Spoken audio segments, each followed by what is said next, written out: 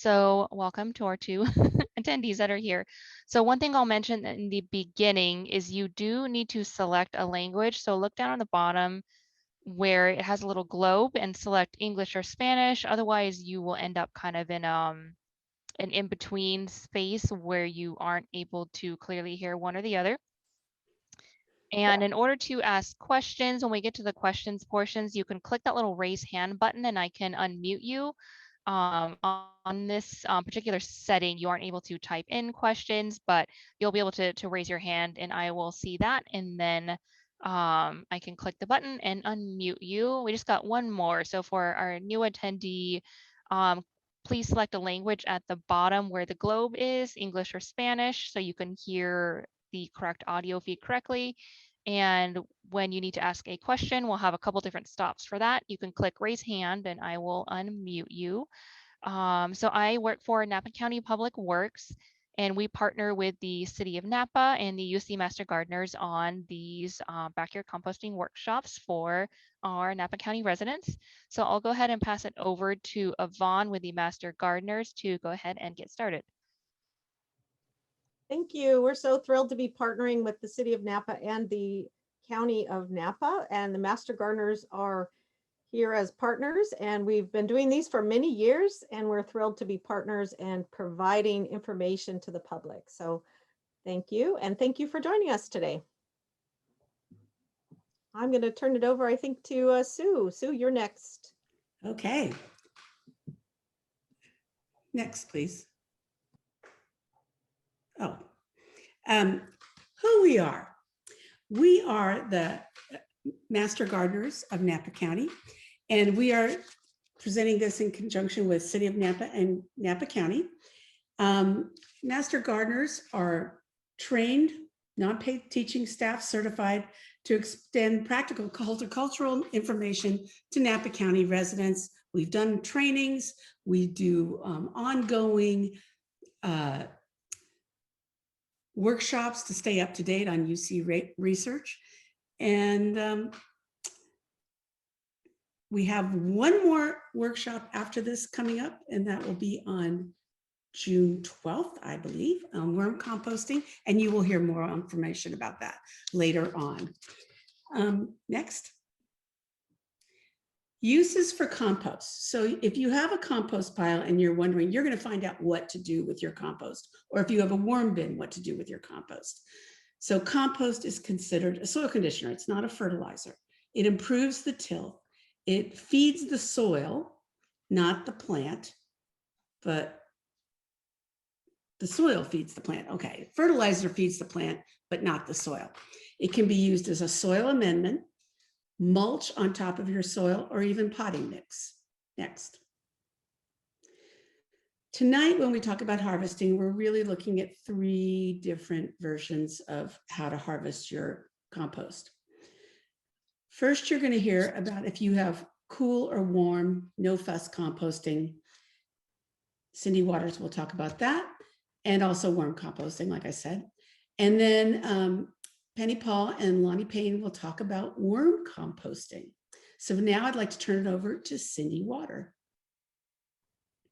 Hello there. I hope you enjoy this. I've been composting in my backyard for about 25 years using the same bin.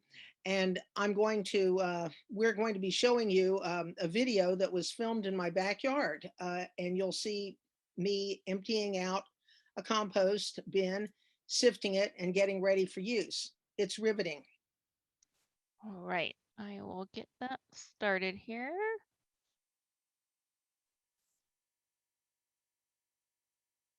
Hello, I'm Cindy Water of the UC Master Gardeners of Napa County. Welcome to my compost pile. What I'm going to do today is show you how to decant finished compost from my compost bin, sift it, and make it ready for use in your garden or your potted plants. So first we'll begin by taking off the lid. This is a approximately 3 by 3 by 3 compost bin. Lid removes easily. And I'm going to lift off the first 2 layers. if this were an all-in-one compost pile, I just lift up the entire plastic tub and set it aside and go to work, because it's easier pulling things out, pulling the compost out when it's lower. So here we go. Okay, and I've got my trusty tools with me. I've got my eyes covered up. I've got head protection. Normally, I would be wearing a mask to guard against particulates that might get in my lungs, and well, I have asthma, but it's just not a great thing to breathe in. But if I wore a mask, you couldn't hear me very well. Also, because I dampened this last night, there's not going to be a lot of things floating around, so we'll be okay for now. I've got a garden fork for tossing and aerating. I've got a shovel to remove it. This is my screen. Any 1/4-inch mesh screen works, but this one is one I made out of an old window frame I found, and it's got mesh that I stapled on with a staple gun, and coincidentally, or fortuitously, happily, it fits over my wheelbarrow perfectly. And I've got a shovel. Okay, let's put the gloves on. Gloves are a good idea because I'm always banging up my hands and usually have a cut on them somewhere. And so I'll keep the compost out. And also yesterday or 2 days ago when I was sifting, whoops, I found a little bit of glass. So, you know, it's just better be safe than sorry. I always emphasize safety with compost, but what I'm telling you to do is what you should be doing, it's a little tight, in the garden anyway. Now, what is this, you might add? You might ask. It's a compost thermometer. I don't think it's going to be boiling hot right now, but you can just store it in your compost bin. I am going to put my, there, I'm going to put my screen on, and I'm going to start tossing compost on top of the screen. Here we go. Okay, let's put a couple more forkfuls on. Some of you might wonder what this delectable substance consists of, and I'm happy to tell you. It has green leaves, brown leaves. It has brown paper bags. It has shredded newspapers. It has Penny Paul's shredded IRS filings. It's got vegetables. It's got apple cores. It's got all sorts of peelings, potatoes, whatever. It did have some tomato seeds. I had some tomatoes sprouting in there in the dark. Let's see. It doesn't have, I try not to get walnuts in it. I try not to have fruit pits in it, but it's kind of impossible. They get in it. We're going to roll over in another area where the light's a little better, and you can watch me put my compost through the screen and see what we wind up with. Hi, we moved over because the light's a little bit better here. So what I've got here, I'm looking down at my pile of unsifted compost, and I'm looking at some dried leaves. I see some eggshells. I see some plastic labels that my family allowed to go into the compost bucket, and they're not supposed to. I see little bits of plastic. They look like they went through a shredder with some paper. I see some twigs that aren't going to go through this, but they're fine. You might ask yourself, what do I do with the material that doesn't go through the sifter? What doesn't go through ends up as either it ends up as compost around a plant, or not compost, excuse me, mulch around a plant, or it goes back into the compost pile for another chance at rotting. Eventually it will. Normally I would do this, well, if I were two people, myself and my alter ego would shake it at either end, good upper body workout, but it's only me. So I'm going to use my hand to push it through, and my hand is encased in a sturdy leather glove. And oh, I'm looking in here at some bits of eggshell. Eggshells are great. It's going through. I also have some rice hulls in here. I love rice hulls. I just discovered them last year. Rice hulls help keep the compost fluffy. It helps keep it aerated. They're quite cheap at the feed store. But other than that, you don't need to, and a little chicken manure. You don't need to buy anything for your compost. Don't go for compost starters. They're utterly unnecessary. Here we go. It doesn't take too long. I see a few bits of vegetable that I served last week, like this is a bit of cabbage from a cabbage core from coleslaw. I see a sprout. Oh look, this is amusing. Doesn't hurt anything. But something was growing from a seed, probably a cantaloupe. I put some chicken manure in 2 weeks ago and really started turning it a lot more often than usual. There's an eggshell. And I got the temperature raised up a bit. And I also, for another demonstration, I stockpiled a lot of frozen vegetables. And I put them in, well, I stockpiled a lot of vegetable scraps, put them in the freezer, froze them, so I could use them for a demonstration. And what I discovered was that their cellular structure broke down, and boy, were they ready to be composted. Just like that. They just kind of disappeared into the compost pile and went to work. So that was interesting, and made up for kind of enraging family members who think freezers are for ice cream. There we go. Yep, I see more cabbage.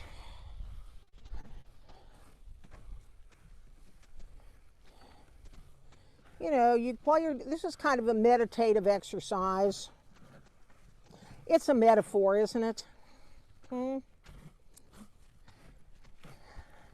know, that something you think you're done with can go on and have a useful life. You can see that this pile is much smaller than it was. Okay, here's some roots that need another chance. Here's some semi-rotted straw that'll go back into the pile because it's just a bit big.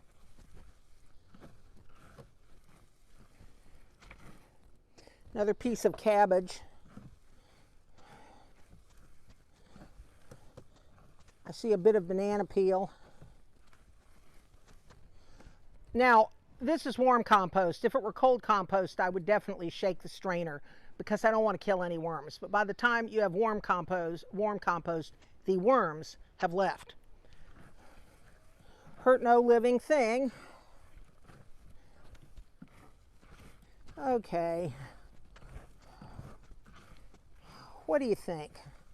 I think we can look at it now. Okay, I'll lift this up. You can see what's left over. Well, let's see how it looks. And it looks great. And look what I have found sticking right up. A piece of wire. How on earth that got in there, I have no idea. But this is why I wear gloves when messing around with compost. And what have I got here? Yep, we got some of the straw did go through. But this is the compost. I'm going to bunch it up. There it is. It holds its shape. The idea is you want it to be the dampness of a wrung out sponge. And this is slightly damp. It's not soggy, but it's slightly damp. And what am I going to do with it? Well, gee, I haven't spent this much time on something I haven't actually eaten, but I'll tell you. what I'll do. I am going to use it today to repot some of my rose geraniums, like this disgraceful object. Take a look. The dirt's really packed in here. I know it's completely root bound. How do I know? Because it's also completely overgrown. I mean, it's been in here for a while. It needs to be pruned. I'm going to propagate more rose geraniums from this, but I'm also going to remove this from the pot, put it in with some compost, and loosen up the soil, and it's going to be a much happier plant. And so now we have it. I've taken something that would have normally been thrown out, tossed out, sent to the landfill, and allowed nature to do its work, and painlessly created something that is valuable, it's useful, it's free. What's not to like? And one thing about composting is we're improving our environment. We are sequestering carbon, so we are helping our planet, and you just get a lot of satisfaction out of it, you know. So join us in composting. It's really easy, and I hope you join the Master Gardeners. Think about that.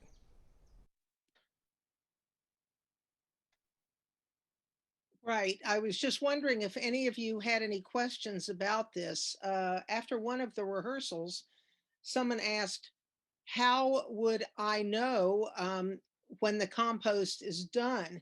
Which is a great question.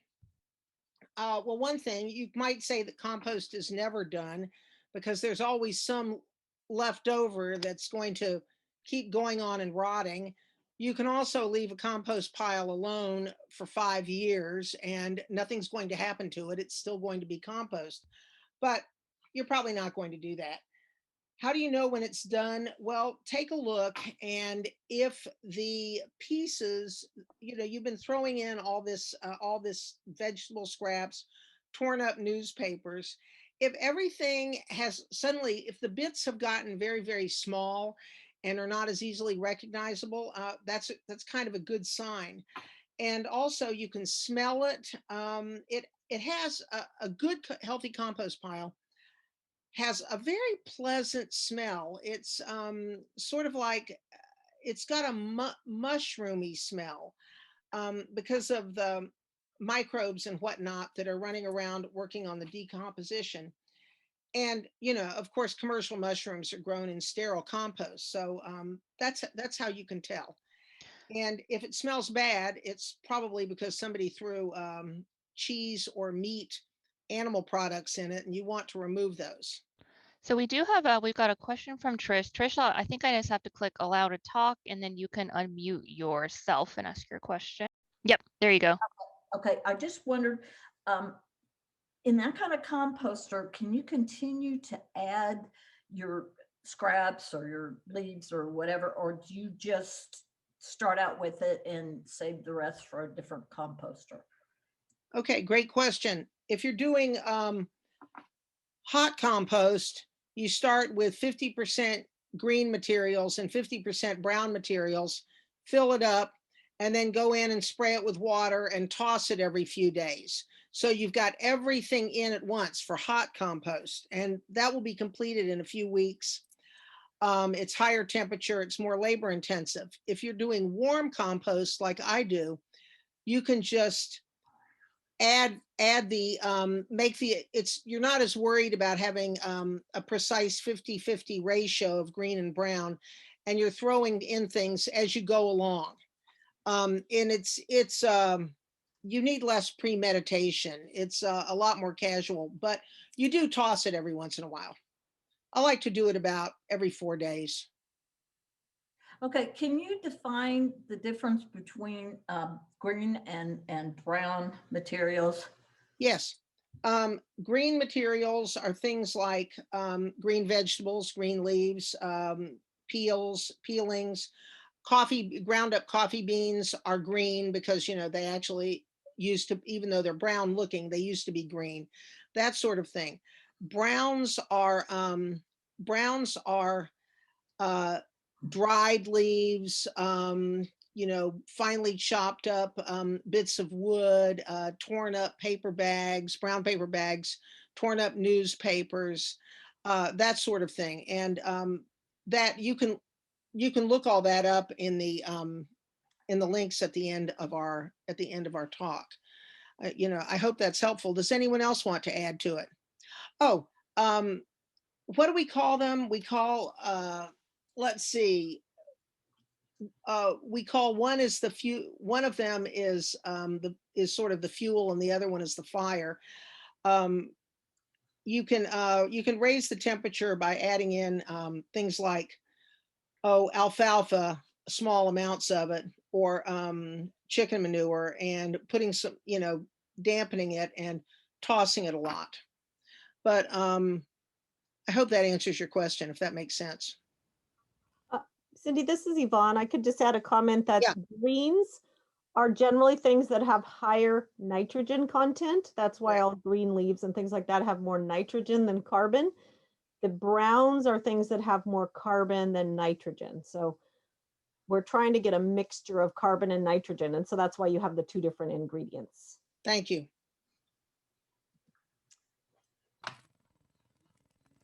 Any other questions? Don't see other hands, so I think we can go to the next part, and then we'll have more opportunities to ask questions still.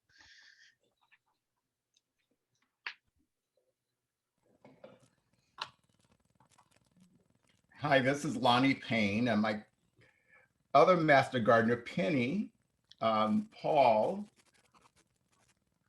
will be joining us on this discussion.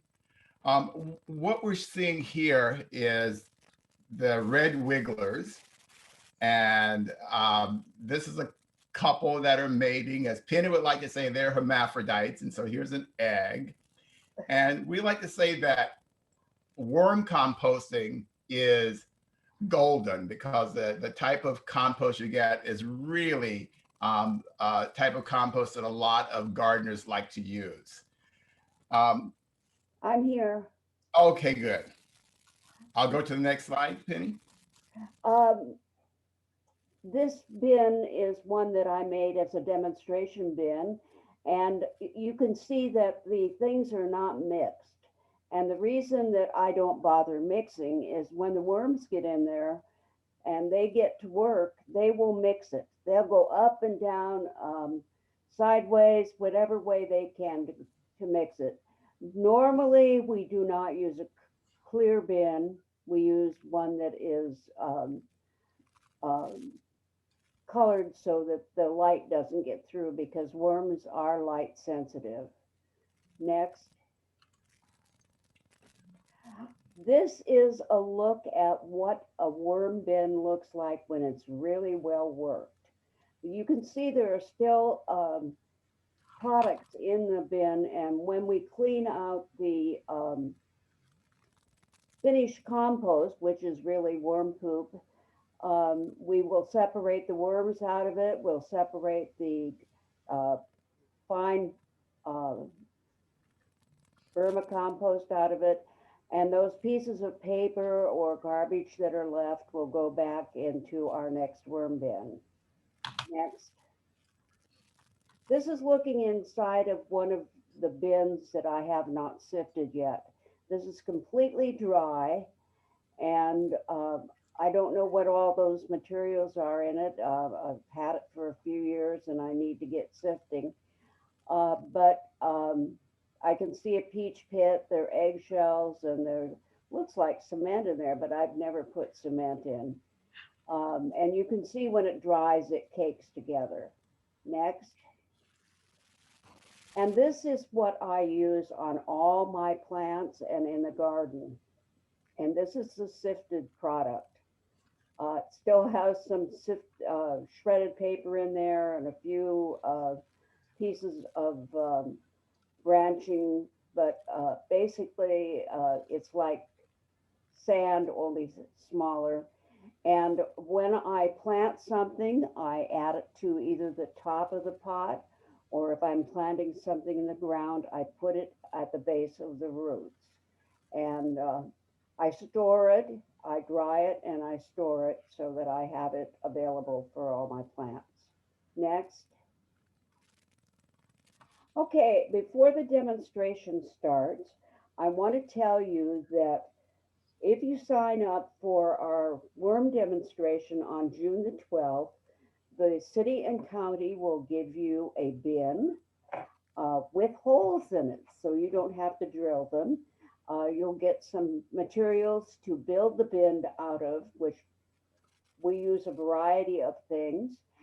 Um, Straw, rice hulls, dried leaves, black and white newspaper, shredded IRS forms, and they will eat your kitchen waste so that it does not go to the landfill.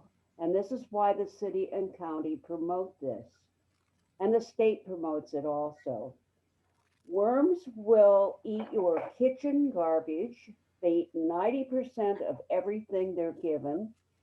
And at the end of it, you do have a fertilizer, which makes it different than regular compost. Regular compost is a soil enhancer, whereas worm compost, or as they sell it at the nursery, worm gold, which costs quite a bit, um, it is a fertilizer, and I almost use it exclusively. One note about the video is that I forgot to mention the box that I am sifting through is the bottom of it. It has 1/4 inch hardware cloth to sift, and it has to be dried prior to sifting. So I hope you enjoy the film. Okay, I will get this started for us. Share screen.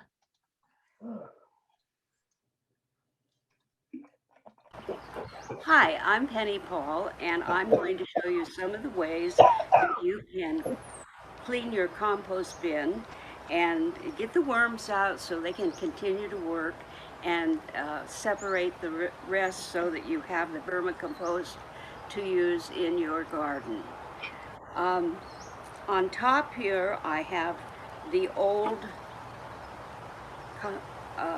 bedding from a bed that was just taken apart, and hiding in the little crevices are various worms, and I do go through them and look for them and absolutely handle them. Ah, I found one to put in the bottom. No, that wasn't one. To put in the bottom and go into the new bedding. This is the new bedding.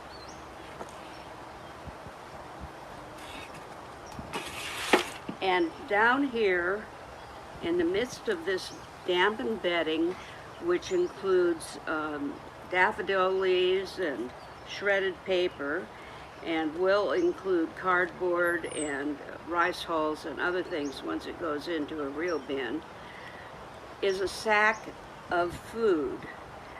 And this is food that attracts the worms, and I can show you what they look like. If you would zoom in, you might be able to see them as they're moving through this pile of their favorite foods. And their favorite foods include bananas. I have lettuce in here. If I had watermelon or cantaloupe, it would be fuller of worms because they adore those. We only used red wiggler worms because they eat decaying matter. In fact, I was going through here last night, maybe it was in this one, I found a sprouting seed. Not sure what it is, looks like it could be a cantaloupe. And I've had lots of seeds come up in my compost, so I don't put seeds in anymore. Anyway, the object is that they will continue filling this as they move down from above. And then once they have done that, I will move them to a new worm bin so they can reproduce and do more good work. Ah, I found a worm. They haven't all gone down, and this is a slow process. Could you zoom in on that baby? These are ye old fishing worms. They're the ones you find under a stepping stone or under a pile of leaves. There are other worms that are used, but these are the ones that we use for composting.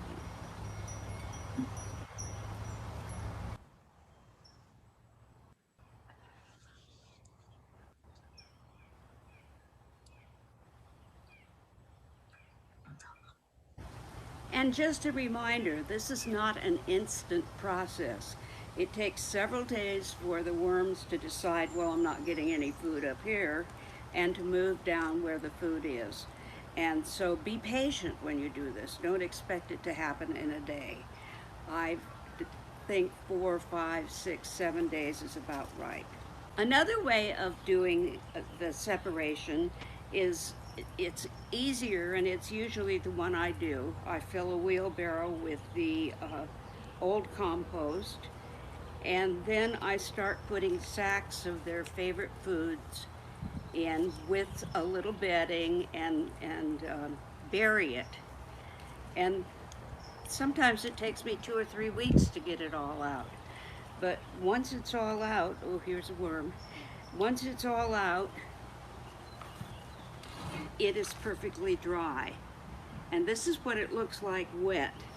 And I cover this with the compost to keep things inside there damp. The reason that we save the worms is that they've become very expensive. You can't go in and buy them for 50 cents for 50. A pound of worms cost around $35. So it's important that you save your worms and move them on to keep them working worms.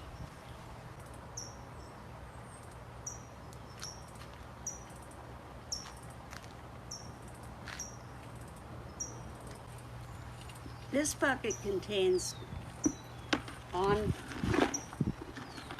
sifted compost from the worms, and I want to show you some of the things that we'll be sifting out. Pieces of wood, peach bits. I always put peach bits in because they always have a little left on them and they love them. I don't know what this is. It feels like cement. I don't know where it came from. Big pieces of lumber and red lava rock. But they're all in here, and you need to get down to the actual compost itself. I have a bucket here of sifted compost, and this is what I use when I replant something. I put it in the bottom of the pot or in the bottom of the hole when I'm gardening, and then you can also use it as a fertilizer on top of your plant. This has eggshells in it. I leave them because they add calcium to the soil.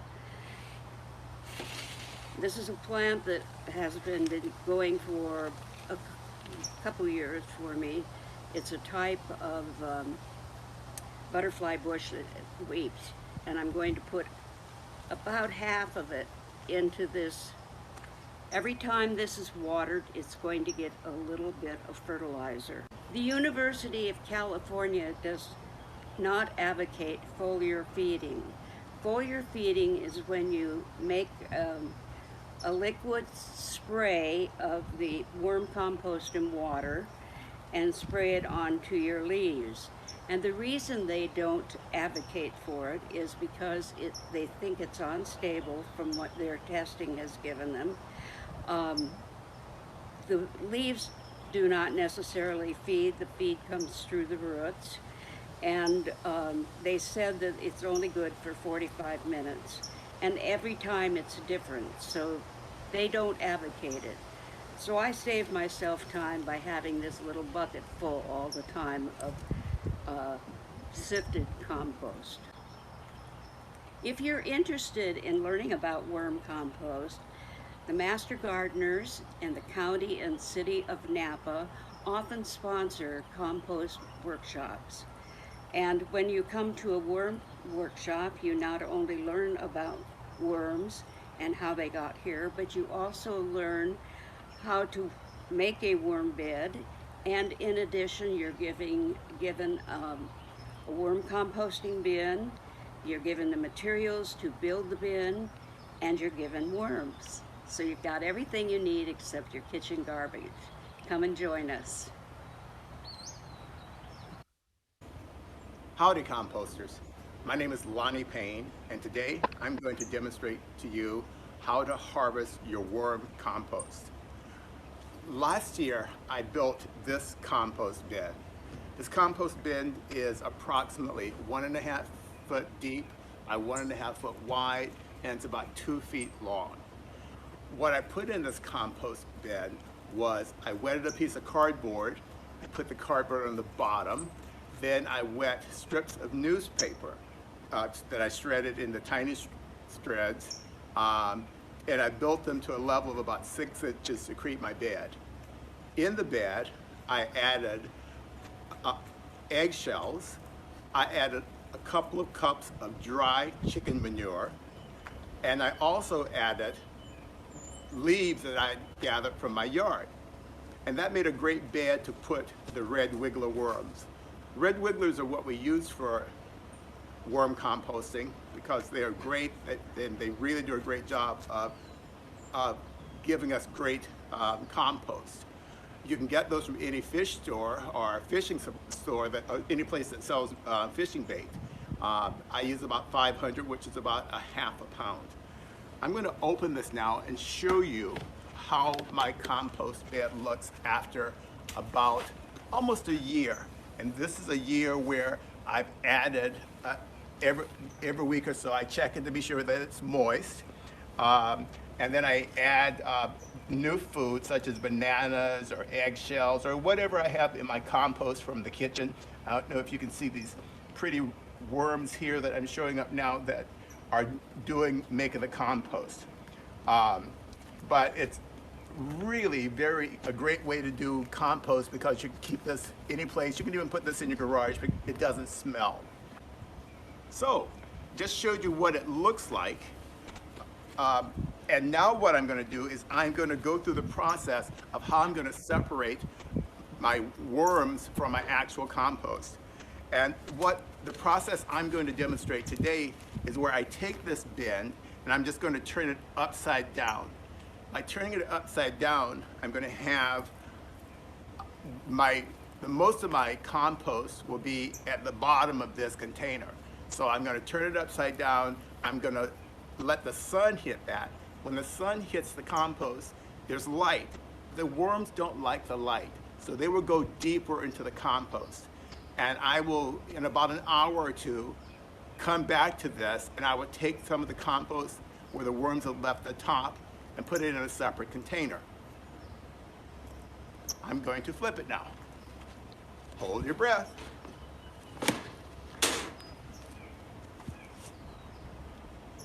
Let's see, there's no graceful way, so we'll just go kerplunk.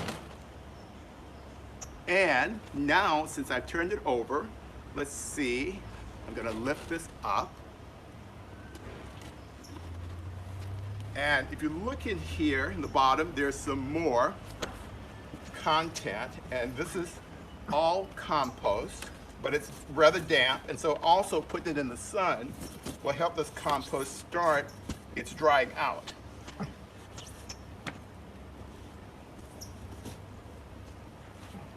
And boy, this looks great.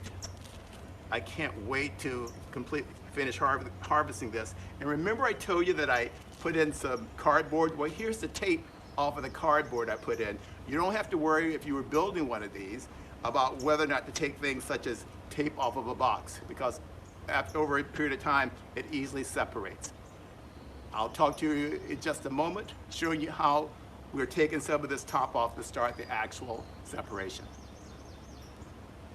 Well, welcome back. A couple of hours have gone since I last talked with you, and of course you can tell we've changed location some to accommodate the sun.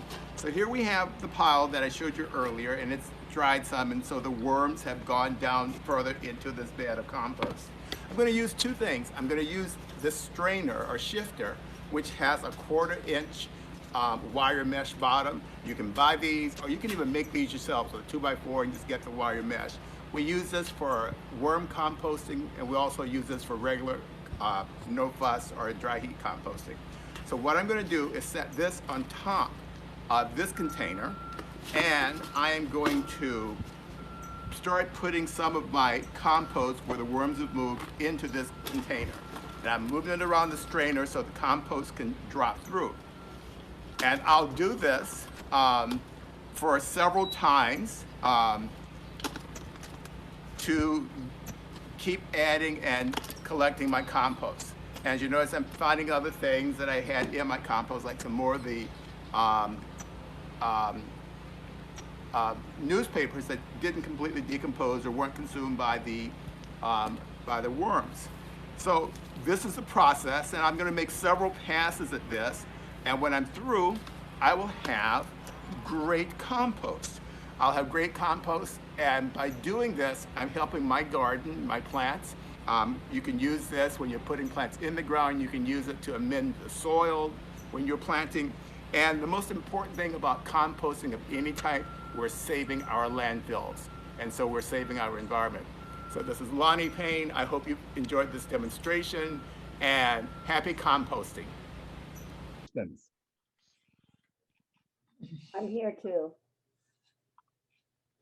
Lonnie, I laugh every time I see you turn that pile over. Oh, yeah.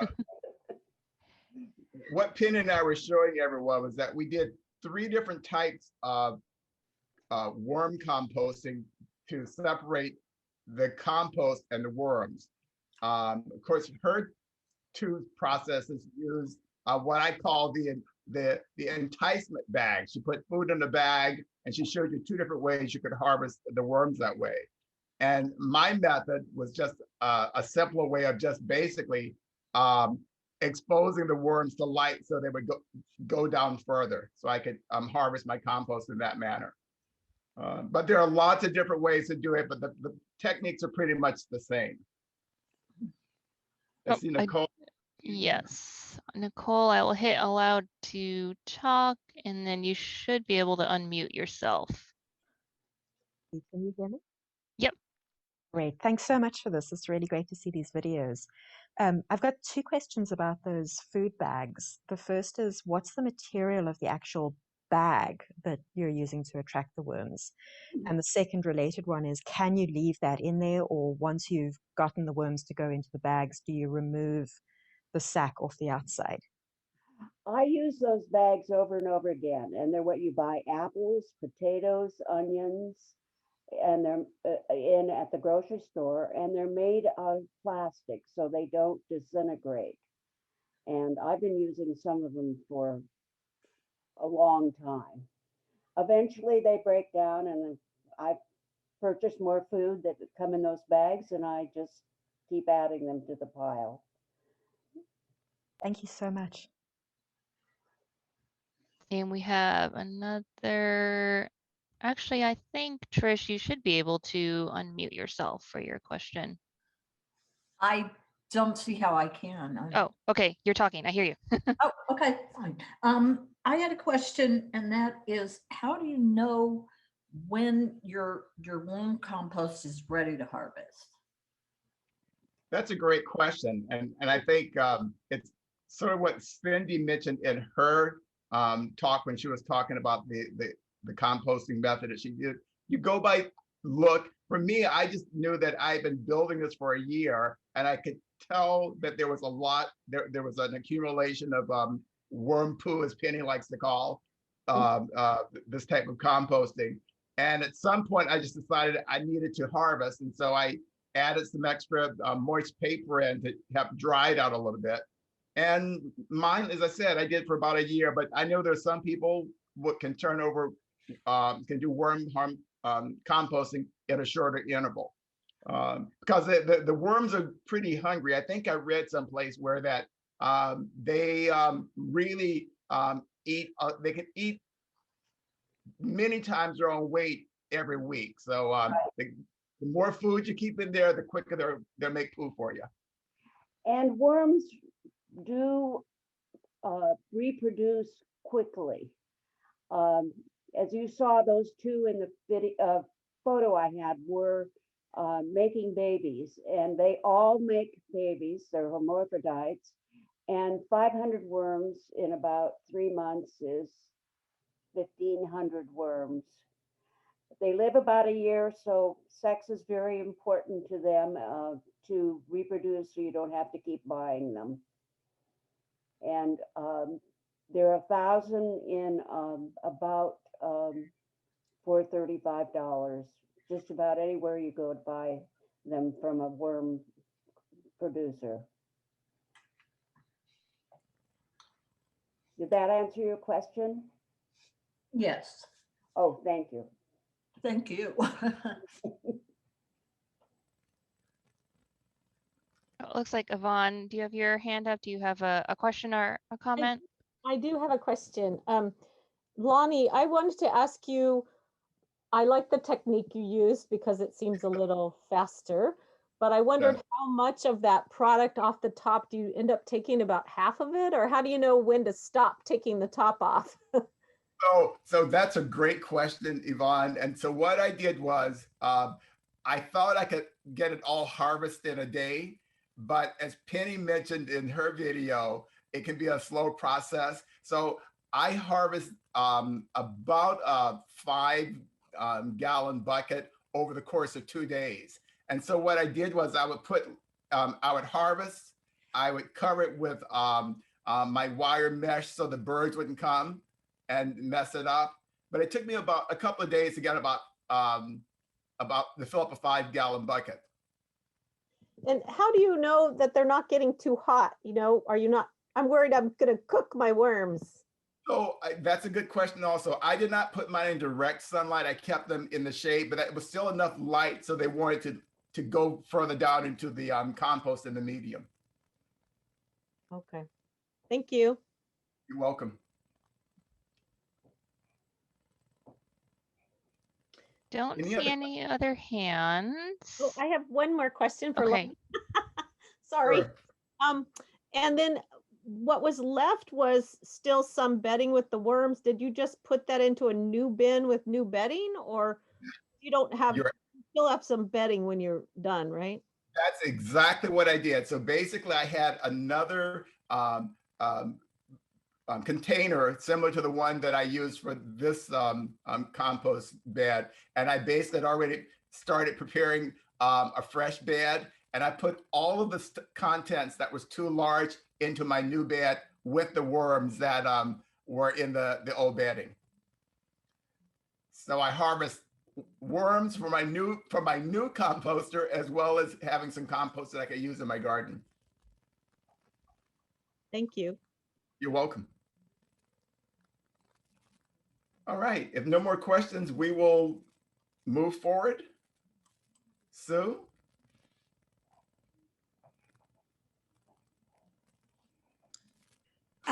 Here's some resources for you of different composting techniques. And they are all on our website. If you, I think, is there a slide, Lonnie, at the end with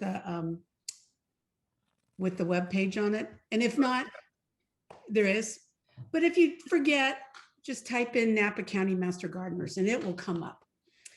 Our next workshop, like Penny said, is on June 12th from 10 to 12 in the morning on worm composting, and you will get some supplies. And I believe Amanda is going to say a few words about the worms. Do you want to say something, Amanda?